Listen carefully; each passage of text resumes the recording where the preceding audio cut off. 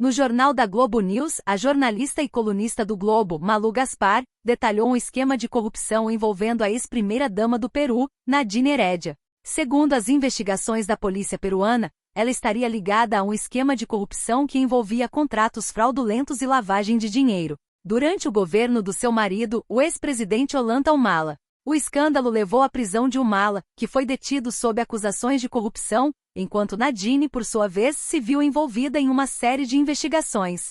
Em meio a essa crise política, a ex-primeira-dama do Peru recebeu asilo político no Brasil, algo que gerou bastante repercussão. O asilo político é uma medida concedida a estrangeiros que buscam proteção devido a perseguições políticas em seus países de origem. No caso de Nadine Heredia, o Brasil concedeu esse asilo com base na alegação de que ela estaria sendo perseguida politicamente no Peru, devido ao seu envolvimento nas investigações sobre corrupção, um contexto que para o Brasil justificaria a proteção. Esse episódio levanta questões sobre os limites e implicações do asilo político, especialmente quando envolve figuras públicas e casos de corrupção em larga escala. As autoridades brasileiras, ao concederem o asilo, mostraram uma posição de apoio, mas a situação continua sendo objeto de debate.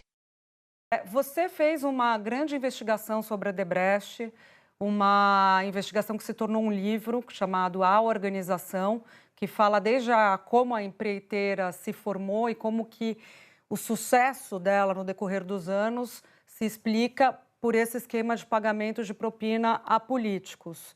Você chegou a apurar, num trecho das suas apurações, das suas investigações, você chegou a informação de que essa personagem, que o Brasil não conhecia, Nadine Heredia, recebeu esses recursos pelos quais ela foi condenada agora, diretamente das mãos do executivo principal da Odebrecht no Peru. Ele ia até a casa dela, no bairro de Miraflores, com uma mochila, foi algumas vezes, segundo a sua investigação, que consta da coluna do jornal o Globo hoje, que você escreveu. Ia com uma mochila, ela tirava os recursos da mochila e colocava num armário. Queria que você contasse para a gente essa apuração que você fez. Então, a história foi exatamente essa. O que acontece, o que acontecia nessa época, em 2011? A gente tem que remontar ao período da eleição presidencial de 2011, em que o Ollanta Humala foi eleito presidente. O que acontecia naquela época? O Peru era uma das principais operações da Odebrecht. A Odebrecht era a maior empresa, a maior empreiteira do Peru, possivelmente a maior empresa do Peru em atuação naquele momento. Ela tinha muitos interesses, ela construiu metrô, rodovias, tinha várias obras. E o Ollanta Humala era um candidato que começou a eleição como um azarão, mas ele era um candidato de esquerda, próximo do presidente Lula e da então presidente Dilma Rousseff. E para ajudá-lo foram enviados marqueteiros também para o Peru. E aí uma das coisas que ocorreu foi que o presidente Lula o ex-presidente Lula, então, pede para os Odebrecht darem dinheiro para a campanha do Ollanta Humala. O Jorge Barata, que era esse chefe da Odebrecht no local, negocia isso e começa a passar dinheiro para eles, primeiro pelo Departamento de Operações Estruturadas, via depósitos mesmo na conta dela. Mas chega uma hora em que ela diz para ele que precisa do dinheiro lá mesmo, no local, precisa do dinheiro em espécie. E aí é que acontece essa história que eu contei hoje na coluna do Jornal o Globo, que eu apurei na época que eu estava escrevendo o livro. Eu fui ao Peru, conversei com bastante gente, consegui reconstituir essa história. O que ele fazia? Ele recebia o dinheiro do Brasil, botava o dinheiro dentro de uma mochila e ia com um assessor até um apartamento que não era bem a casa deles, era um apartamento usado para realizar encontros de campanha num bairro de classe média, nem era identificado como comitê de campanha, muito simples, sem muita mobília nem nada. Ele chegava lá, ela o recebia, sentavam em algum quarto, ela esvaziava a mochila com o dinheiro e botava o dinheiro no armário. E, segundo o que eu apurei, foram algumas visitas desse tipo em que ele levava coisa de 200 mil, 300 mil dólares para entregar para ela. E essa visita que eu conto hoje no Jornal Globo, ela teve um fato inusitado para eles, que marcou, e por isso é que eu contei ela, que, em geral, quem recebia esse dinheiro era só a Nadine. O Jorge Barata ia até lá, entregava o dinheiro e depois ia embora. Era uma coisa bem rápida. Mas nesse dia, o que aconteceu foi que ela disse que o próprio Ollanta Humala estava ali do lado e queria conversar com ele. Ele foi até a sala onde estava o Humala e o Humala agradece, manda agradecer o Marcelo Odebrecht e explica que, apesar dos temores deles, né, eles tinham muito medo que o Humala fosse estatizante, esquerdizante, coisas que para o Odebrecht naquele momento seriam ruins. Eles estavam vindo de um governo liberal.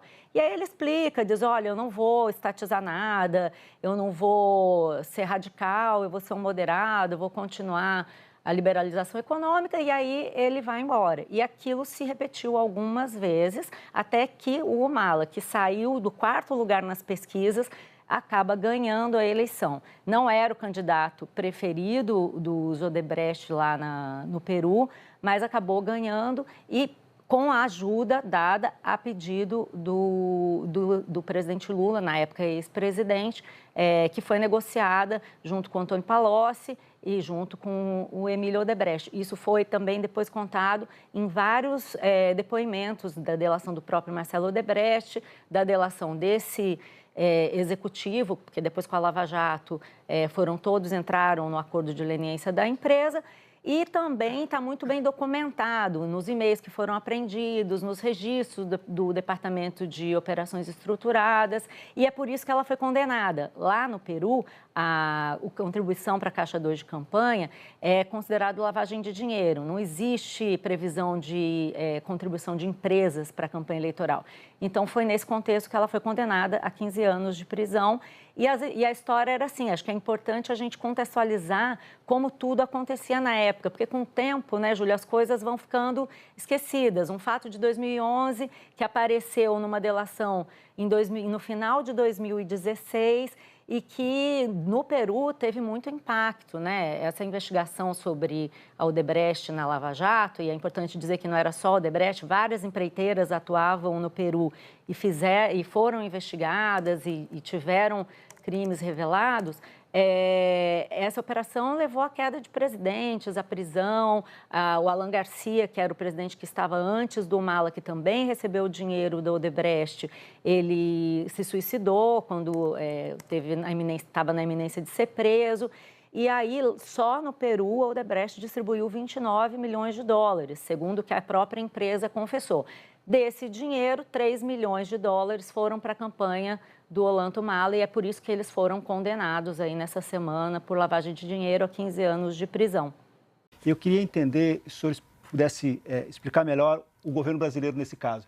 O senhor conversou com o presidente Lula antes da concessão desse asilo? Ou essa foi uma decisão tomada somente dentro do Itamaraty?